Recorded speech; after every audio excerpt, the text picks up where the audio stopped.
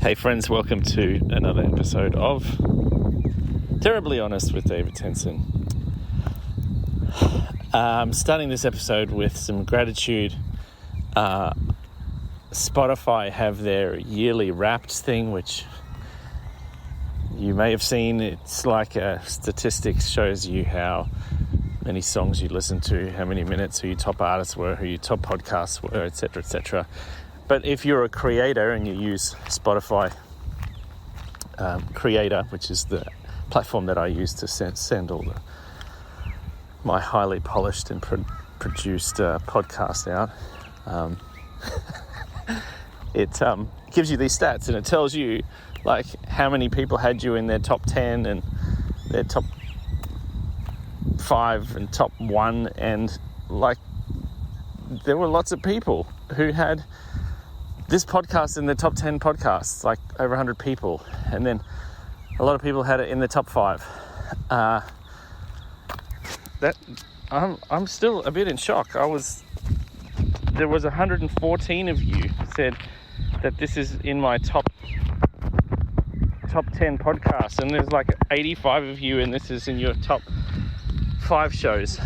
Well, maybe on Spotify, maybe you listen to everything else on iTunes, but I'll still take it. And then 31 of you have this as your top podcast show. So either you listen to podcasts everywhere else, you hardly listen to them, or for some reason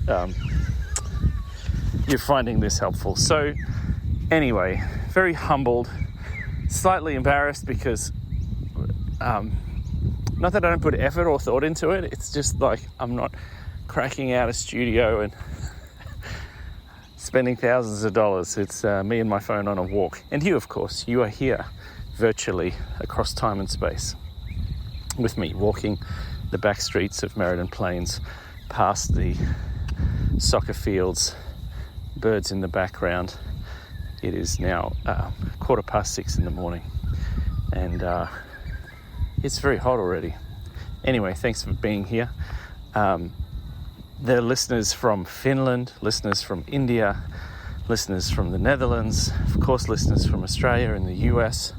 So thank you to all those. The other thing I must say thank you for and about is, and I guess this is going to be a bit of an update too, we have, Nat and I have together, with your help, you have raised in support of us $3,200 towards the production and writing of a new book, which I think about 10 days ago now, I put a call out on Facebook and email, and I said, hey, here's the book we want to write in 2026. Do you want to pre-order a stack? Do you want to throw some money behind it? Can you support us in writing it and producing it? And donations, big and small, from all over the world. Crowdfunding, I should say, with perks. Said, yes, I'll pre-order a stack. I want to see this out in the world. And so I had set a goal of $5,000, and we're like 66% there. And just so, I don't know, I'm really encouraged. I know it's going to be my 8th book and Natalie's 3rd as a co-author, and that's just no worries. So you even get people digging me on their bikes here. Anyway, just super encouraged. Thank you so much for supporting us and saying yes. The book, let me tell you about the book. The book is, and to be honest, I can see why you wanted to see this out, because if you had tracked and journeyed with Nat and I, if you'd been in our lives a decade ago or so, you would have heard us teaching about praying a blessing and speaking blessing and the power of blessing over other people. It was kind of one of the core messages that if you're like a public speaker, itinerant minister, traveling preacher, workshop presenter sort of a person, you often have a few things you come and talk about. And whenever I talked about the blessing, showed people how to do it effectively, talked about the power of it, they were some of the most memorable, most powerful moments in my ministry life in during those years. And this particular teaching, which I'm going to put into the book, it's going to be practical, it's going to be how-to, it's going to have prayers you can pray. I'm going to unpack what I call the 4D blessing in there as a framework that you can use. It's going to have stories and teachings and a whole lot of really practical stuff that I know is going to make a big difference in people's lives. I think a lot of people who followed us for a while, not everyone, because I saw some of the donations. You didn't know me in the previous season of our life, but you would have just seen how powerful that was and heard some of that. So I can see people's desire, and we're just so stoked to be able to steward that and birth that out into the world from the place we are now, with our kids a decade older, practicing and seeing this in different areas as well. Theologically too, have had some shifts and changes, and just super encouraged. It's just time. We've been sitting on this for so long, and it is it's a powerful teaching, and it's a powerful truth. And I think it's going to be very different, not very, very different, but quite a different book to Descent to Everything, which was a manifesto and a provocation. This is going to be a more practical, some simpler language, some more stories, further application. You won't be left with a million questions as you were after my last book, which, by the way, is still doing really well. Grateful to all those that keep buying copies for them and others, and who are writing to me, emailing, texting, messaging, saying, hey, I'm reading this in your book. You said I could email you. Let me tell you what I'm thinking about. And I've loved those conversations and interviews too. I was interviewed a couple of weeks ago on some podcasts as well about the book. So that keeps going, and grateful for the momentum that is happening. But I'm looking forward to writing this with Natalie. She co-authored a couple of books with an author called Anne Hamilton years ago around blessing and around women, and women in the Bible, and some really cool Hebrew stories. And you can find them online if you look for Natalie Tenson and Anne Hamilton. So that is an update and a huge thank you. It has just been a really interesting few weeks. So the other day I'm in this little bookshop in Maroochydore, which is here on the Sunshine Coast, a tiny little book exchange shop on Ocean Street. If you live on the coast, you may know it.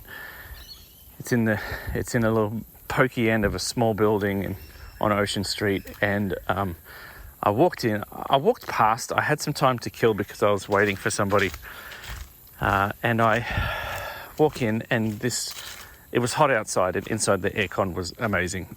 That was my first sort of wow moment. But I walked into this tiny little book exchange, and they had thousands of books, and I found out later she had downsized from something 3 times the size, and the books are stacked to the ceiling, and on the floor, piles and piles of books, everything from a lot of novels, of course, and series, and like hundreds of books by Lee Child and other popular authors. And there was only room for one. You could kind of scoot through. It was as if somebody had got a snowmobile and just kind of wedged out a walking path between piles and piles of books. And it was cool. I felt very at home, and I love the smell of book exchanges. But there are thousands of books in this shop, and I just go down an aisle, and I end up in front of course, the Christian literature section. It wasn't big. And I look through, and I see this book called Velvet Elvis. Now, Velvet Elvis was written by Rob Bell. I think it was in the 90s, if I'm right. And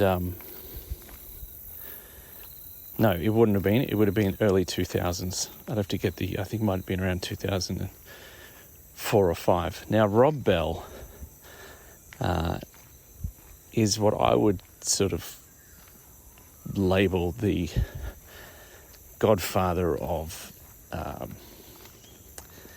the evangelical deconstructionist movement. He was talking about other ways to think about God before it, and made it cool, with a cool haircut and this cool voice and cool production. He did this years ago. He was a megachurch pastor and real thinking, creative sort of a guy, and this church had sort of taken off. It was too big for him. And Velvet Elvis is about the way that he shot he talks about it. I had to shoot the super pastor. I had to kill this old self that I was and begin to discover and give myself permission to discover who God is in this new season. And he opens with this great story about getting a trampoline as a kid, and how he and his friends or brothers, can't remember, but they used to adjust the springs on the trampoline, take some off, put some others on, to see if they could make it bounce higher, and sort of talked about our wanting to know God better and deeper and go to higher heights, and that we have to adjust the springs and give ourselves permission to do that. He goes on, talks about rabbinical ways, all this stuff. Anyway, I remember, I see that on the shelf and I pick it up, and all of a sudden these memories come back. I'm remembering sitting in a hotel room in a place called Yeppoon, which is about a 5 or 6 hour drive from where we are north. And it's in the early 2000s, and I'm on church staff. Natalie's with me, and Mia, who's now in her early 20s, was just born, maybe just 1 or so years old, and she had, as a side note, cried the entire trip up there in the car, screamed. We were both besides ourselves. I'm at this state conference for the Assemblies of God at the church denomination I was part of, working for at the time, in this little regional sort of coastal church here. And we get there and we're tired and exhausted. And it had been a big few years, and I had a lot of responsibility, and I took on a lot of responsibility because I'm codependent. And then we've been doing it for a few years, trying to do all the right things. We are besides ourselves. We're tired. We're really praying, hoping we need a break from this. This life can't be like this forever. We had, it was just sort of this perfect storm. We turn up at Yeppoon at this resort where they had the conference, and there's a lot of people having a far better time than the young couple in their late 20s with the 1-year-old. And I started reading that book there, and it was like the opening few chapters had given me permission to go, you know what, I think I need a break. I need a sabbatical. I'd been going by that time I reckon I'd been going pretty full on in church life for a good decade. Spent a good part of my 20s in there, and got to what I wanted to do. I wanted to be on staff. I was a music director, I was a business manager of this church that was doing pretty well for its size, and a lot of great stuff in the community, all wonderful things, but still wonderful things take effort. And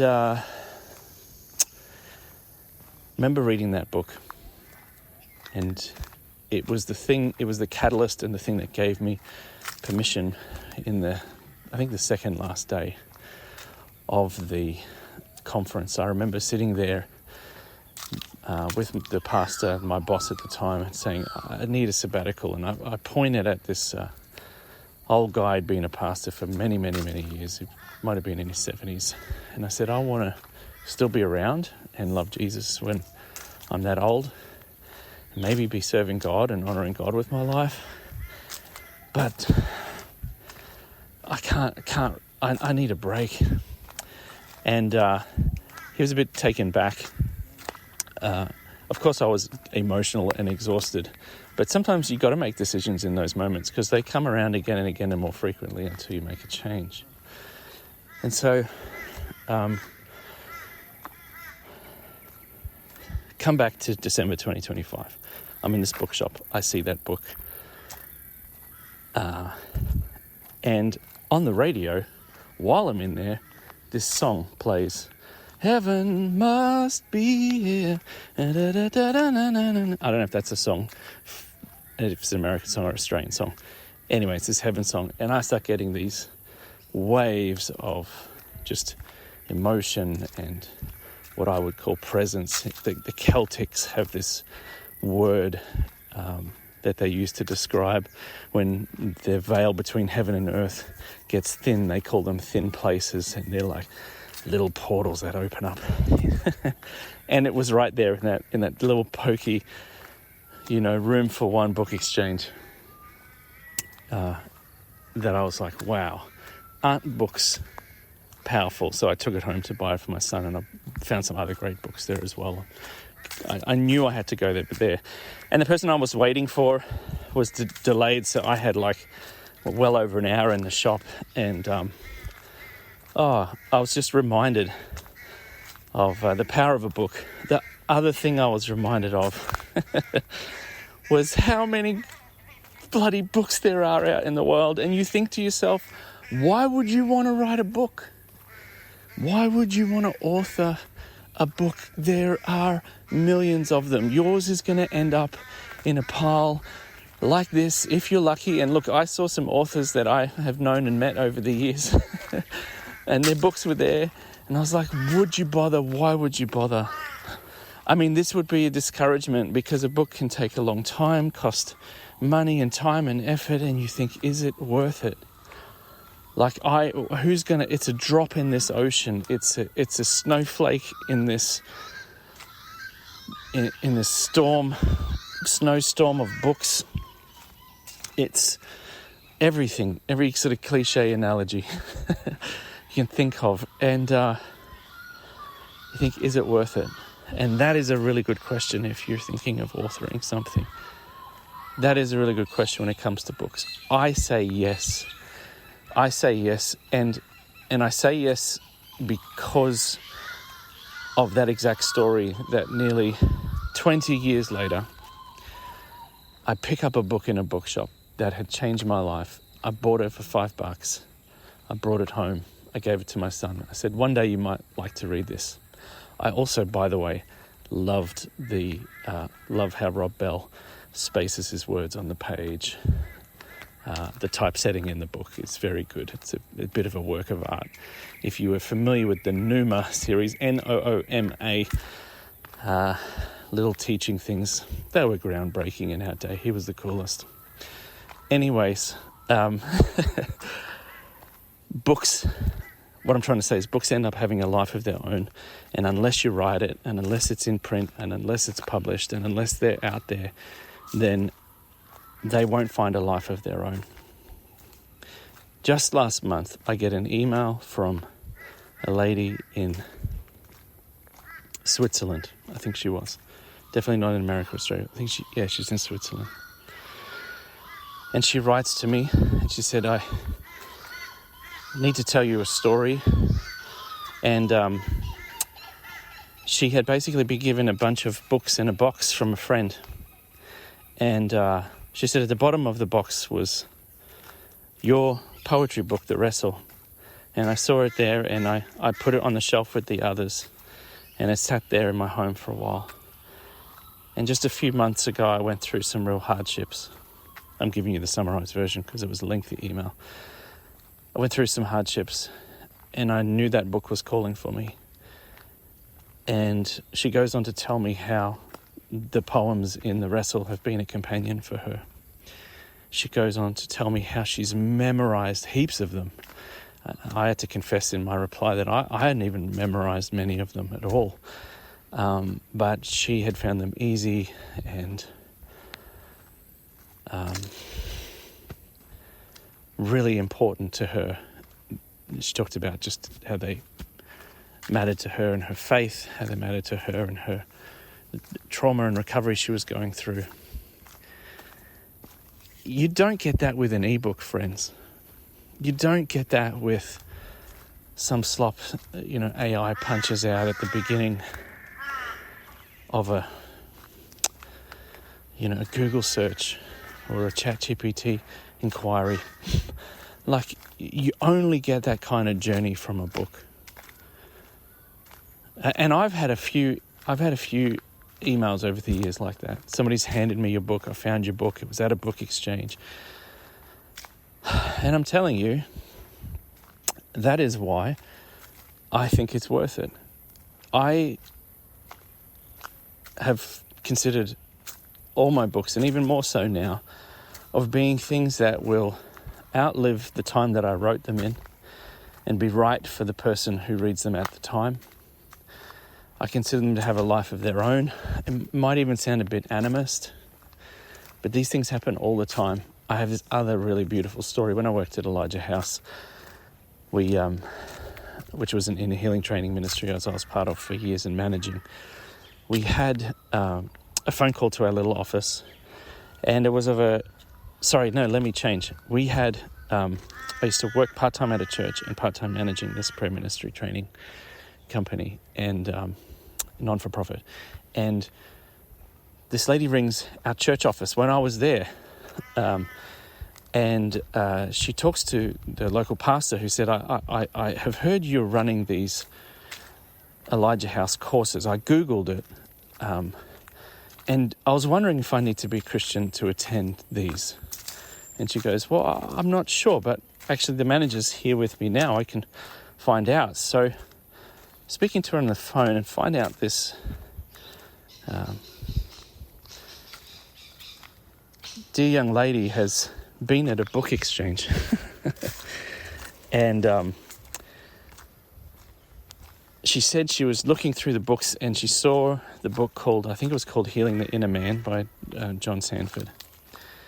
She said, I looked at this book and I knew it was for me, and I started reading it and crying, and everything in it was for me. And I Googled the name and I saw your office is actually just here on the Sunshine Coast too, which was bizarre. Just telling you, that's a bizarre coincidence. And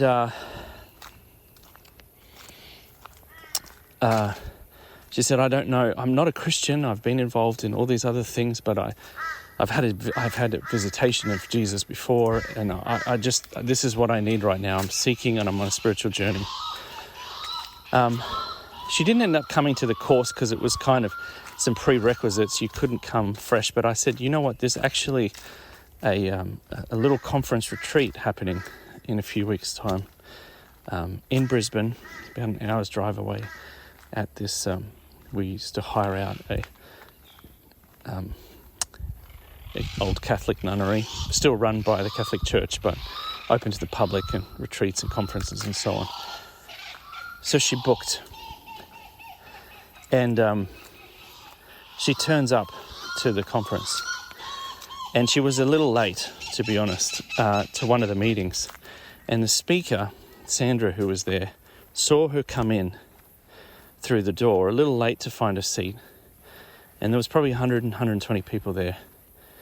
And she just looks up and she goes, here she is. Welcome. And so this lady takes her seat.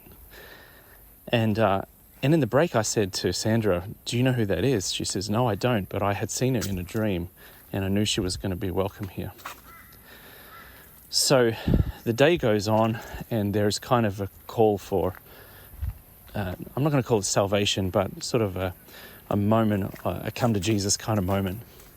And she goes up and she confesses, like she just starts telling us her story about how she had been involved in a real spiritual seeker. She'd lived on a kibbutz overseas and all these things, and involved with some New Age spirituality and other things. But she said years ago, I actually did a silent retreat here in this very retreat center, not as a Christian or anything. And she said, in one night, Jesus appeared to me in my room. And she said, and I just didn't know what to say, or if I could say anything, because it was a silent retreat, but it was clear and it was apparent and it was striking. And she said, would you believe that this is the same place?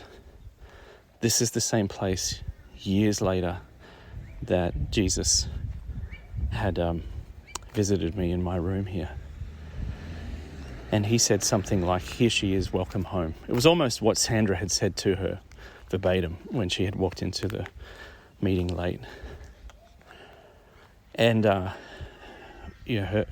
she, I think 9 months later, we baptized her. She got very involved in ministry. I think she was traveling with, working with some major ministries around the world. Really transformed. Why am I telling you that? Because the journey started and God used a book on a shelf in a book exchange. And I hear these stories again and again. I have found books in moments, and maybe you have too. And so people ask me, what if I only sell 10 or 20 or 30 books or 50 or 100? Books, unlike many other things, texts which have been around for hundreds of years, printing press has been around 500-600 years now. We have this whole other creature, this whole other element of life that can find its way somehow into people's lives and make a difference. And I've seen it with my books. And so I'm a big fan of publishing, print books particularly. And it's kind of funny because in academia, you're rewarded for publishing articles and research, and all that is really important.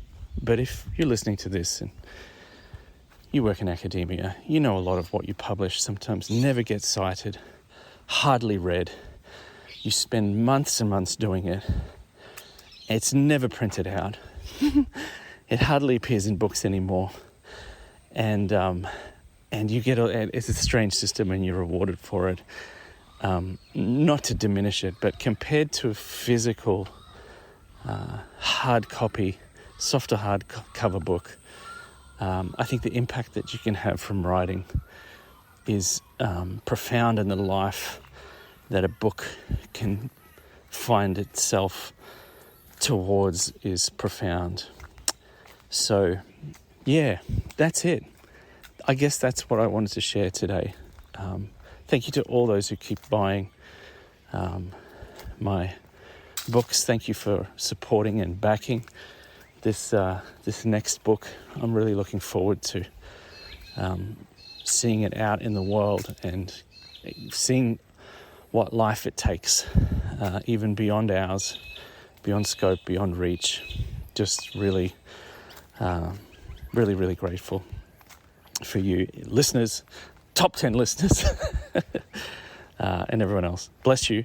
By the way, if you're thinking of writing, you've got a manuscript. Every year I help a handful of people through the publishing journey, either through some coaching or publishing right through to the end, or whatever it is. Reach out. Let me know what you have in mind. There's a charge to some of it, but more than happy to have an initial chat at the beginning of that as well, and just see where you're at, see if I can help you move forward and get your little gift out into the world to have a life of its own. Peace. Thanks.